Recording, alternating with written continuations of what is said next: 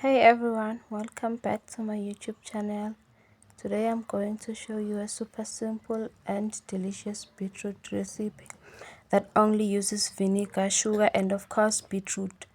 No chutney needed. Add sugar and let it cook for just 3 minutes. This will bring out a lovely tangy sweetness. Now pour that warm vinegar sugar mixture over your chopped beetroot. Then the next step, you add 1 more spoonful of sugar to give it that perfect balance of sweet and tangy. After that, you mix everything together well and pop it into the fridge to chill. And then that's it, served and chilled. Or you can dig in right away if you can't wait. Simple, quick and super tasty.